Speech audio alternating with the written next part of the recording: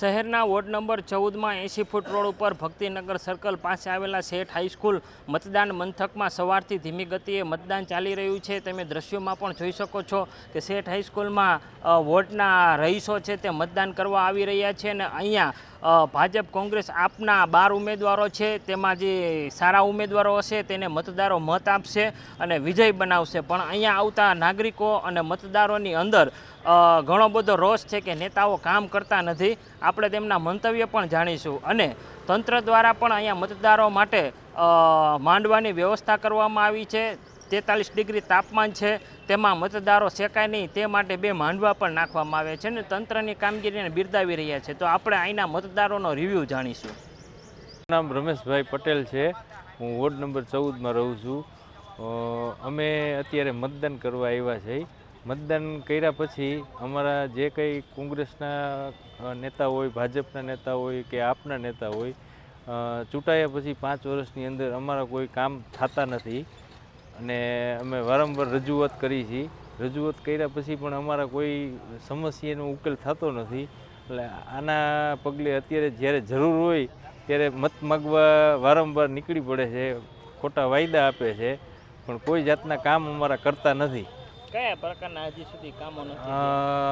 Road, રસ્તા, street લાઇટો, ભૂગર્ભ ગટરોના પાણીની સમસ્યા, પછી અમુક હોકળા ઉપર પુલ બાંધવાના, એ અમુક કામ પાસ થઈ ગયેલા છે પણ તે લોકો ધ્યાન જ નથી દેતા। મારું નામ ભાસ્કરભાઈ પંડ્યા, વોર્ડ નંબર 14। મારે ફક્ત કહેવાનું એટલે જ છે કે ચૂંટણી તો હરેક આવીને જાય છે, પણ પ્રજાના જે કોઈ કામ છે એ થતા નથી। સત્તા ઉપર ગમે તે પક્ષ હોય, મારી એક વિનંતી છે કે રામનાથ મહાદેવની જે નદીની જે પેલું છે એનું શુદ્ધિકરણ અને રિવરફ્રન્ટ બનાવવાની વાત છે એ ઘણા વર્ષોથી ચાલી આવે, પણ સત્તા પર ગમે તે પક્ષ આવે એ વાત પાછી ઉડી જાય, કાગળ ઉપર જ રહીએ।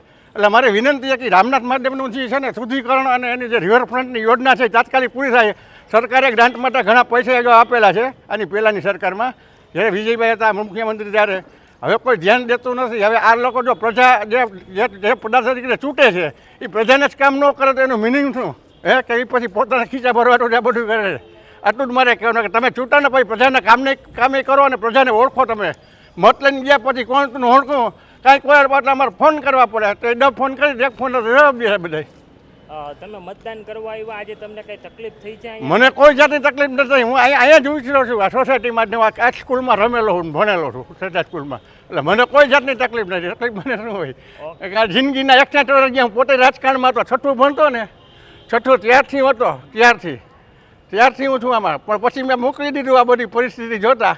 સમજ્યા? મેં હરેકને કામ કર્યા, મનોહરસિંહજી, મનસુખભાઈ જોશી, અશ્વિનભાઈ મહેતા, હેમંતભાઈ વસરા, ઇનેલભાઈ રાજ્યગુરુ, બધાના કામ કર્યા મેં એની ખંભા મિલાવીને। પણ હવે આમાં નથી કાંઈ, આપણા કોઈ કામ નથી કરતું। પછી કોંગ્રેસવાળા ચૂંટાય તો ભલે, ભાજપવાળા ચૂંટાય તો ભલે, એ બધી મીઠી વાતો કરે અને છાપામાં બધું દિયા રાખે કે અમે આમ કરશું ને અમે આમ કરશું ને। મને દુઃખી વાતનું છે કે આ જે આજી નદી શંભુ રામનાથ મહાદેવ બિરાજે હાજર એ 550 વર્ષ જૂનું છે, પણ સાહેબ ચોમાસામાં જે સ્થિતિ થાય છે એનું શિવલિંગ છે ને ત્યાં ગંદકી ફેલાય છે, ત્યાં ગંદકી ફેલાઈ જાય છે અને આ કેટલાય વખત આ બધા ડામોડોળ કહી રાખે કે અમે આજીવનની યોજના તાત્કાલિક હાથમાં કરશું, આમ કરશું તેમ કરશું, પણ કોઈ કરતા નથી। એ આપણે થેન્ક યુ।